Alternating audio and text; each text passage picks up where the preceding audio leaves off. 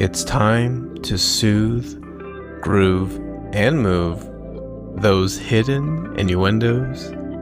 Hello, and welcome to the program. Dear Michelle, thank you for being here with me today. Here is to connecting with that man mentally and finding a guy that won't say I love you on the first date. Thank you. I will Cheers drink to to that. Right on. Me too. That was beautiful. My God, man. Perfect. It took me like 8 hours to write that, by the way. That one sentence. No, I'm just kidding. No, I still can't believe what you told me, by the way, is that you went on that date with that guy, first date, and literally that was the first thing. One of the first things he said to you was, I love you. Yeah. I've had that happen before. I've actually met some of the guys that I've actually ultimately not gone on a date with them if they told me that before we even met. That's like the quintessential love bombing when you think about it, right? Well, that's love bombing to the max. Like these guys have no idea. If you're gonna love bomb, do it correctly, but don't just say I love you. Come on, bro. Yeah, especially the ones that don't really know me. I'm like, you don't even know me. How are you? It's just, it kind of boggles the mind. It's like, all right. Yeah. Do you think he was fishing? Do you think he was trying to get you to think that, oh my, this guy's so sweet. Like, yeah, maybe like we'll hang out later on tonight. Maybe like he will take care of me. Do you think he was trying to fish to get you to try and get you to go and lay with him that night? No, I don't think so. Not. Think so? I don't think so. Not at all. I mean, I'm pretty sure if I'd offered, it would have happened, and pretty selective about that. So, but no, I don't think that was his point. I honestly think he was really super nervous. So, Yeah. I hear that a lot. I don't hear about men being nervous, but I hear a lot about men just love bombing women. Especially on the first date, you included. So I guess like the question to ask you is like, and again, I would love to get a compliment from women. It's nice to get compliments, but I think for women, when they hear a guy saying you're so beautiful, like it gets a little overplayed. Are you feeling that way now? To where like when a guy says I love you or like you're so beautiful, you're like, all right, dude, whatever, man. Like, tell me something I don't know. Well, it happens a lot, and it's really interesting how some guys expect you to go deep before they even physically meet you in person or even talk to you on the phone or anything. I've had like now 3 different guys say they want to marry me. And I'm like, you haven't even met me. You don't know what kind of raving bitch I can be. Like, trust me. So maybe they're into that. You never know. They're into like raving bitches. I'm like, well, I'm not. Yeah, I know. So it's kind of funny. I'm like, man, don't you want to like get to know who I am, even see if we have a connection, chemistry, whatever, before you're, offering me the rest of your life and your heart and unconditional love and you name it. I've been told just about everything. And I'm like, man, this is a very different dating scene than when I was in my 20s, which I actually didn't really get to date a whole lot. Yeah, because you were in a 26-year relationship, right? Yes. And then before that, I was in a 13-year relationship and 8 years. We were married 8 years. And it's really interesting because I just literally hadn't really gotten a chance to really date because I had a child early at 20 years old and unmarried. Yeah. And so I didn't really have an opportunity to date like normal girls. So it was a really interesting thing to be dating at my age right now, which I would have never ever guessed I would be dating at this stage in my life. But it's interesting interesting and fun. But how is that fun? And again, I don't disagree with you. I'm just kind of curious to know like what your definition of fun is in the dating world. Well, honestly, I have a lot of the guys that I've been on dates with, I've ultimately ended up becoming friends with them.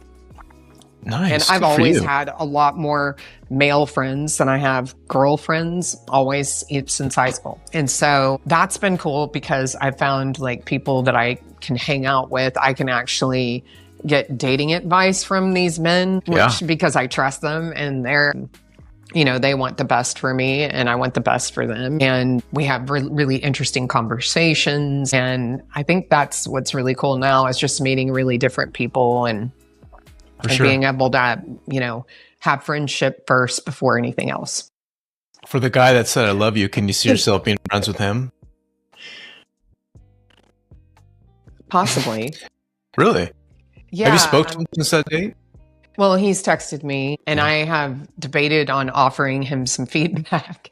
I'm waiting to, if there's any further communication between us, that I will offer him the opportunity for some feedback from me. And if he accepts, then I'm happy to tell him. And if he doesn't, then, That's amazing, by the way, what you just said. I think that is so amazing what you just said. And I think that you should definitely do that. Because like from what I'm gathering, he hasn't been in the dating scene for that long. He's been tied down to a woman for a long time. And I'm not saying that in a negative way, but like he was married. Yeah, I mean, they're tied down. We all were at some point in time. But yeah, I think that would actually be a great way for men to gauge on how well they date. And they shouldn't take it personal, right? Like understand that the girl's actually trying to help you. So it's good to get critiqued. I think that's a great idea. Yeah. So I think from here on out, we should start to critique people on dating and let them know, you look great, you smell great. However, a couple things you happen to say, like the "I love you" thing, like, come on, buddy, you were doing just fine until you happened to say "I love you." Yeah. So I think for the next girl, pump the brakes about saying "I love you," but you did everything else right. But unfortunately, there are a couple things that you kind of said that was kind of like calling bullshit on. Yeah. So. Yeah, but of course I would ask his permission to give him that feedback. And that was, there's several things with that guy that I would give him feedback on.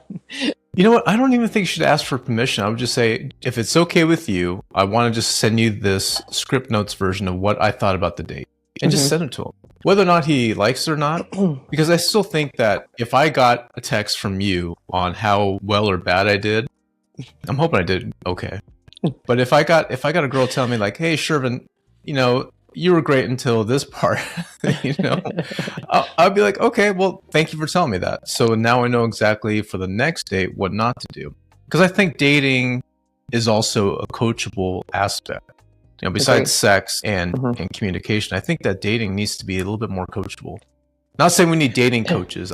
No disrespect to dating coaches, but how is the dating coach going to teach me how to date? I think being hands-on into the dating world, like going out on dates, is going to get you prepared for that next level of meeting that special someone.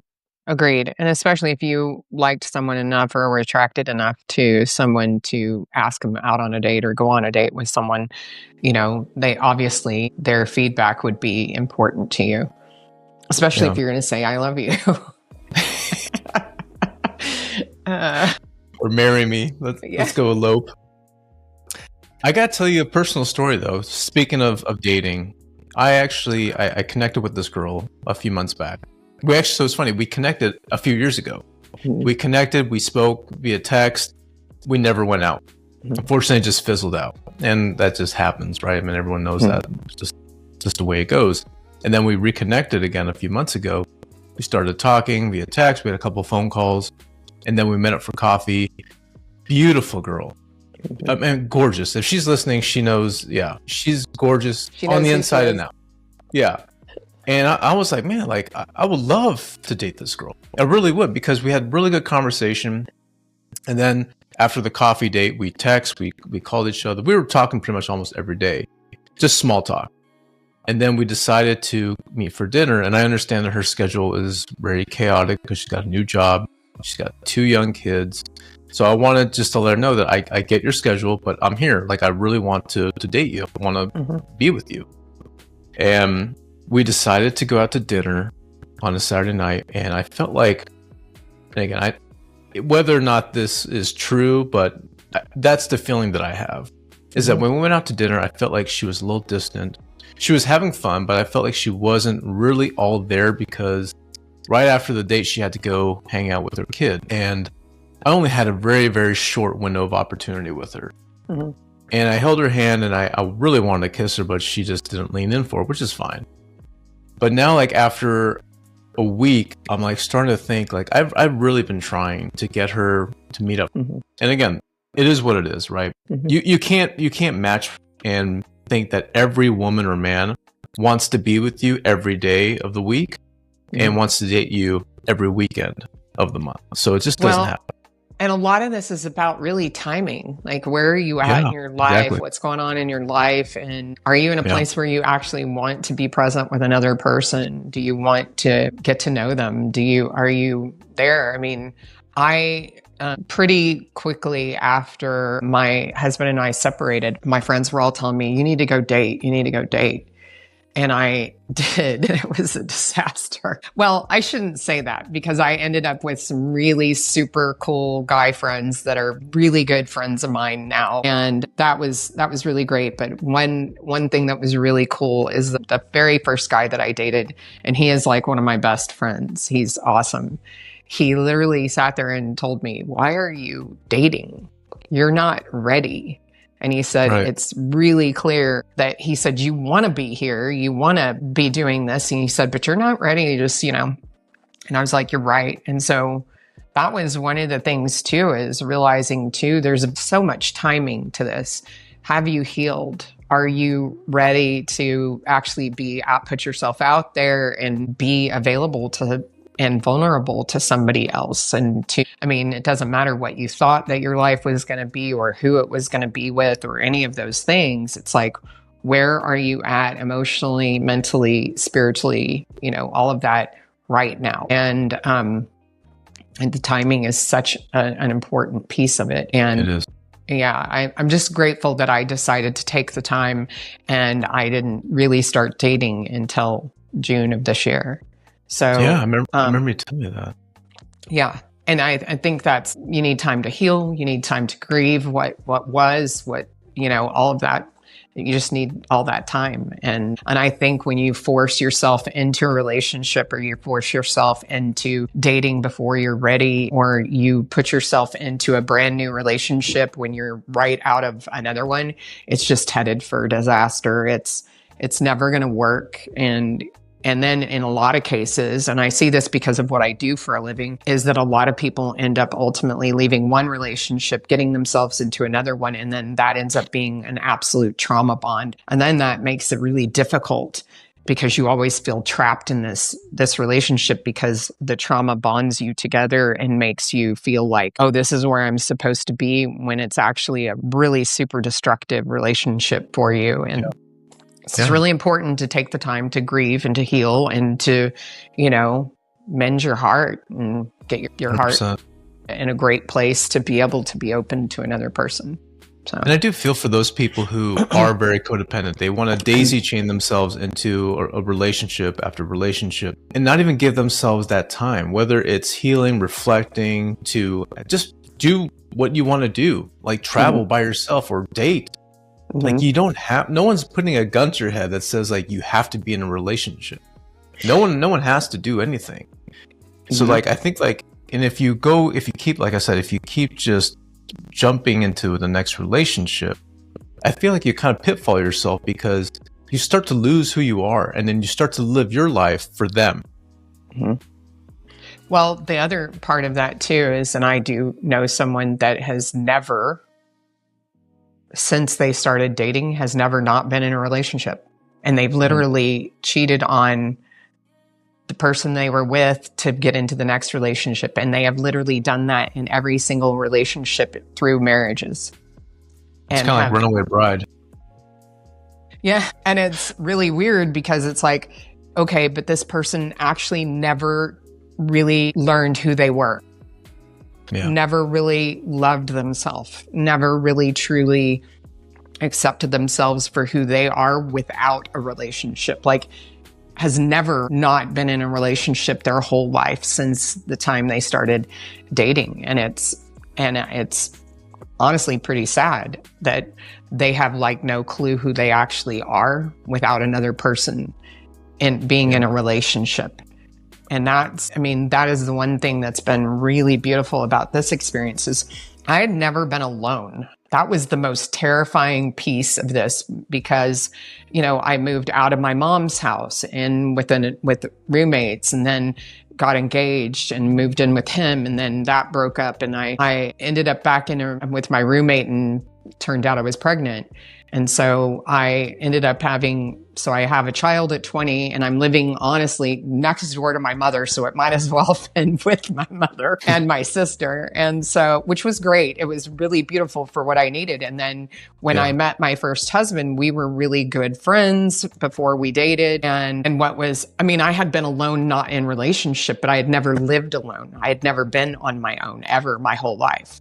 And so that was the most. Are you alone right now? Are you living alone right now? I live alone right now, except I have a sweet little puppy. She's right down there. She's just like right here by me.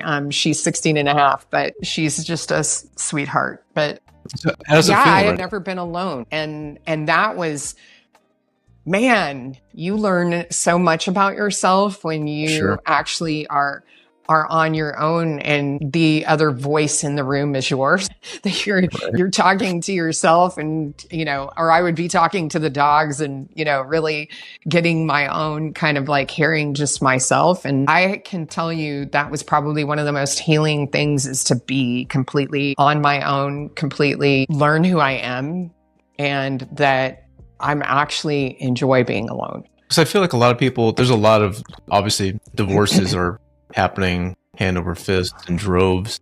And then you got people who are in relationships who are not married, but they're slowly falling off because they keep like hearing other people who are on dating apps or other friends who are single enjoying their life. And now they're saying, well, I kind of want a taste of the pie.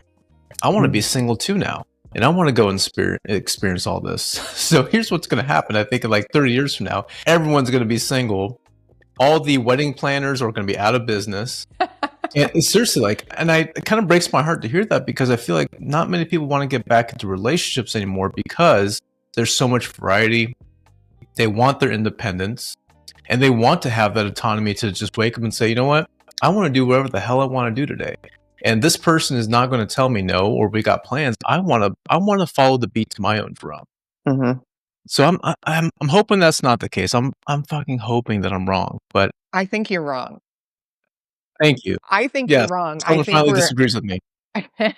I think that we're actually moving into a phase of humanity where we actually redefine the way that we are in relationship and marriage and what that looks like. And that there's actually so much more freedom in a relationship than there is currently now. I think the conventional idea around marriage and being in a relationship right now has all of these things that are, like you were saying earlier, being tied down. I think that's going to be completely a different way of thinking of those relationships, and that where they actually free you, that they actually create an opportunity for you to fully express yourself as a human and not be held back and not be projected upon anymore by your partner. That was probably the biggest thing for me, is realizing being on my own, and is realizing that actually I'm the one that provides my happiness and my love.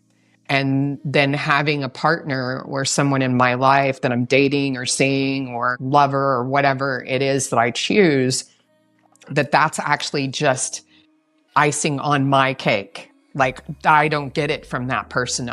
That person doesn't make me happy. That person doesn't provide my love. I do.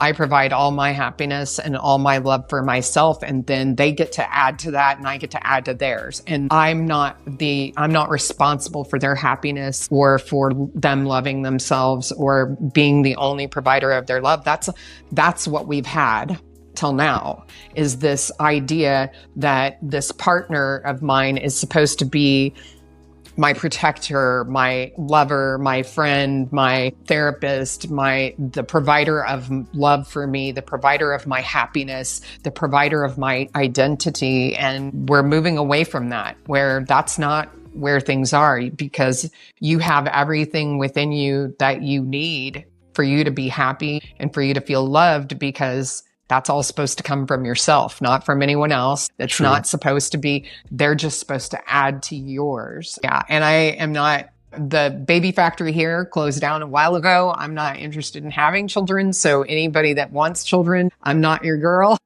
Yeah. Okay. And I don't mind if somebody has, younger kids or what have you, as long as that they have a really good co-parenting relationship with an ex and there's not a lot of drama. Sure. I just don't, that's not something I want in my life. So I'm kind of curious, as far as the look of the guy, like, I don't know, there's a couple of movie stars or rock stars, like who would be like the type of guy that like, you're like, oh my God, like this is the guy I want to be with. Like, what's the doppelganger? Okay. So my last husband facially looked like Robert Downey Jr., but he was built more like Arnold Schwarzenegger.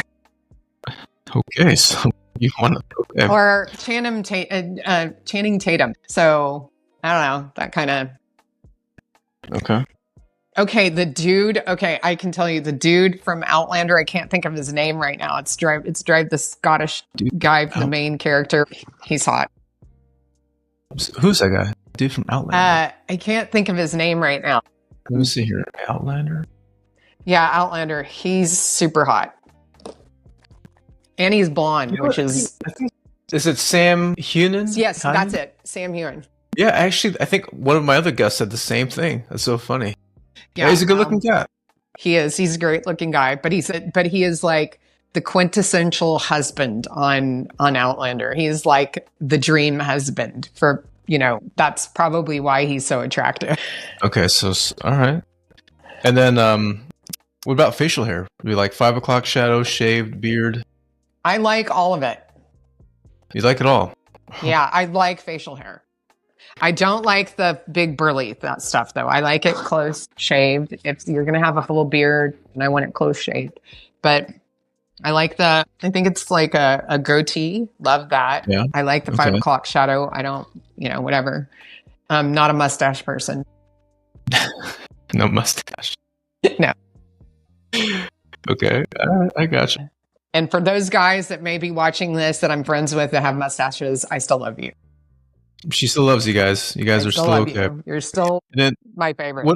What are your love languages?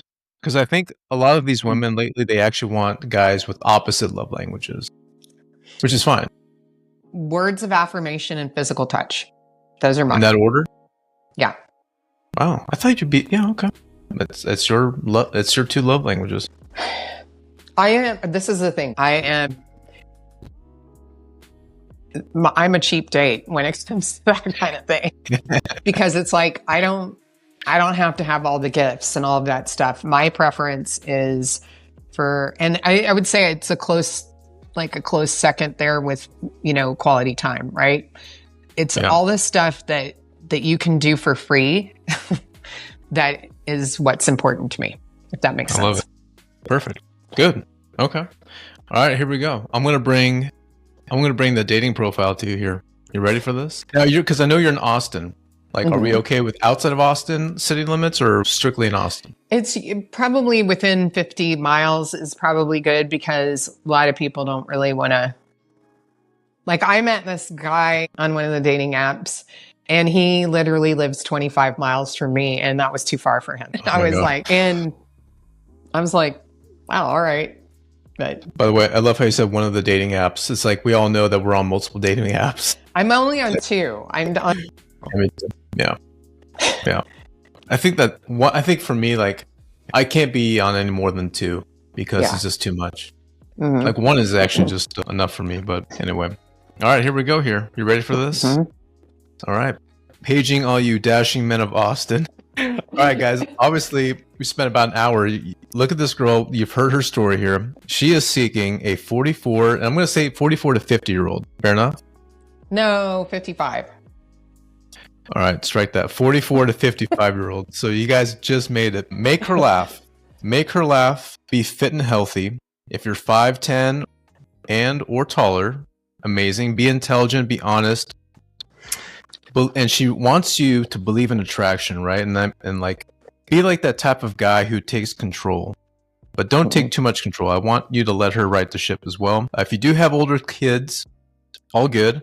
Younger kids, just make sure that you are okay with your ex, that you guys have a good relationship, because if Michelle gets involved, she wants to make sure that she can have a good holiday season with your ex-wife, because, hey, teamwork makes the dream work, everybody. But if you are that type of Robert Downey Jr. on steroids or Sam Heughan, I wonder if I said his name right. Sam Heughan? Heughan. It's Heughan, I think. He's not Korean. It's, yeah. No, he's Scottish. If you're Scottish. Totally. Yeah, if you're Scottish, hey, fuck it. If you're Scottish, even better. Facial hair, but no mustaches. Sorry, guys. But here's in all seriousness though, here's what I do want you guys to do. I want you guys to ask her questions. Ask her questions. Get to know her. All right? Have a genuine interest in her. And please, for the love of goodness, do not tell her that you love her. On the first date. On the first date. Do not tell her that you love her on the first date. So, an amazing girl, guys. Look at her. I mean, she's amazing. Oh, and also, she's smart as a freaking whip here. She wrote a book in 7 days, guys. And the name of the book is called Primal Uprising. Right? Is that the name of the book? Mm-hmm. Mm-hmm. Primal Uprising. And it's on Amazon. Mm-hmm. So, and on Audible, too, for those of you that don't like to read but like to listen to them. Yeah, for those that don't know how to read, it's on audio. Just amazing. Well, let me ask you this, my dear. I'm hoping that this guy, the one that you're seeing or whoever, I'm hoping that one of them make the cut. If not, if any of these men hear this and they like what they see, which I'm sure they do, you have to come through me first. I'm going to vet the hell out of you because I got to take care of my girl here. So, but if you see what you like. Thank you, Shervin, my personal dating. Dating filter. That's awesome. This is more than just a podcast. This is a vetting program here. So awesome. Yeah, like a free one. All right. So how can I return that favor? Go for it. I said, how can I return that favor to you? How? By just being here. Okay. Just be my friend. That's all. I don't want anything from anyone. I just want people just to come on here and just have fun. That's what I want. Awesome. Well, I did have a lot of fun today. Oh, well, me too. Thank you. And I want you to come back again in like a couple months because I want to hear. I want people to hear, how you're doing, the progress and all that. But absolutely amazing. I love that. So go buy her book, Primal Uprising, on Amazon. And then, like I said, for those who don't know how to read, look up the authors. If you don't know how to read, do not contact Shervin about dating me. Yeah, exactly. Yeah, buy the book, but don't contact me about dating. Let me ask you this, my dear. This is my closeout question. Friday night, we got the whole world to ourselves here. Mm-hmm. If there's a song that's going to help you soothe or groove or move on your good or bad days, tell us what's the name of that song. Oh, boy. Man, there's so many good songs that I really like right now. But right now, I really like Trevor Hall. 2 songs of Trevor Hall's, The Lime Tree and Remember. Trevor Hall, The Lion Tree, and then what was the second one? The Lime Tree, like a limes, oh, lemons, the lime lime tree, the Lime Tree. And the second one was Remember by Trevor Hall. Love those songs. Yep. What is it about those songs that make you love them? First of all, Trevor has such a great voice, but the words have a lot of meaning. So yeah, I just really like both of those songs. And I use them with my clients a lot, by the way. You can just say, sure, and I just like them, so fuck off. Well, I like sharing why I like it. Well, I appreciate that. And I'm going to listen to them after we get off here. Mm-hmm. Yeah. I love listening to new music, especially ones that people love about and really hold to heart. So thank you for sharing that with me. Of course. That. Yeah, if you followed my Spotify, you'd be like, girl, you are all over the map with your music. Hey. Very eclectic taste in music. I love it. I actually think that it opens up and expands your mind and appreciate music from all different types of levels and aspects and worlds. So yeah, definitely. Yeah. Awesome. Well, my dear, thank you for being with me tonight. Thank you. Let me be your date. Yeah, absolutely. Anytime. And if you show up in Austin, we can actually go out for real. That would be amazing. I would love that.